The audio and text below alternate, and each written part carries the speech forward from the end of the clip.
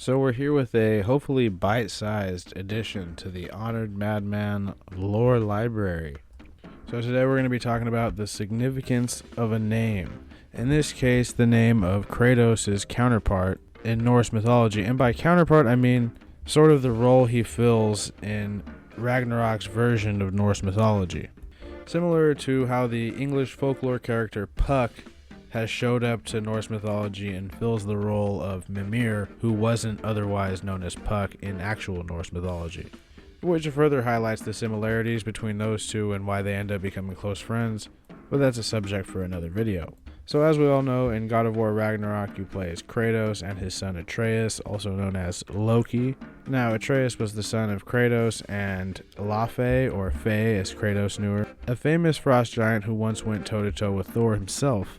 But as we know, in actual Norse mythology, Laufey was a frost giant, and her husband was known as Farbauti, which translates roughly to angry striker or vicious striker or cruel striker, as the Norns refer to Kratos in the game. Now, with a name like Cruel Striker, who better to mantle this character than Kratos himself? It's almost like Farbauti was always meant to be Kratos. But in actuality, the writers just took the liberties they needed and saw that the two things lined up and were like, oh wow, this is perfect. Because if you look into the character of Farbauti, there really isn't much to him. All we know is that he was a cruel striker, a strong guy, a warrior, and that he was Loki's father. One of the translations of Farbauti's name is Sudden Striker, which is in reference to a sudden lightning strike that causes a wildfire.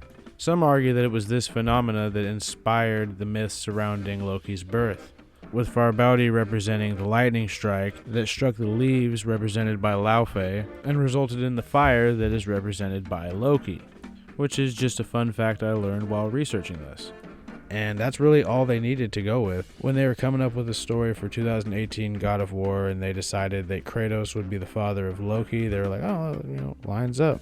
Because Kratos in the Norse realm is described as a stranger who just sort of wanders and is strong, as we see him run toes with Balder, which Farbauti didn't do in Norse mythology. I mean, that goes back to the liberties the writers took. Balder's actually a lot different in Norse mythology. He's actually kind of a nice guy.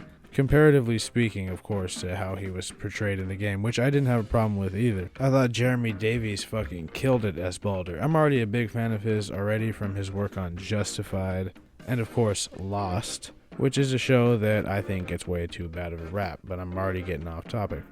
But yeah, the writers essentially had basically a blank slate, tough guy character whose shoes Kratos could easily fit into.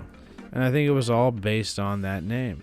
And the shoes didn't necessarily even need to fit, it's just really cool that they fit so easily.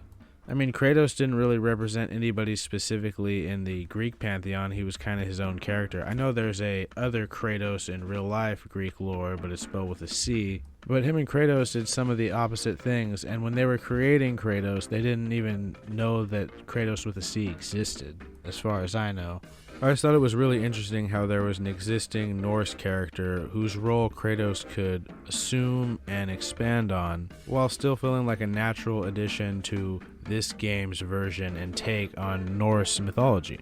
But that was today's bite-sized lore ramble. There will be more God of War stuff, I promise that. But as always, if you liked the video, please like it. If you disliked it, please dislike it. And if you enjoy my videos, please consider subscribing. Now, without further ado, let us have the outro.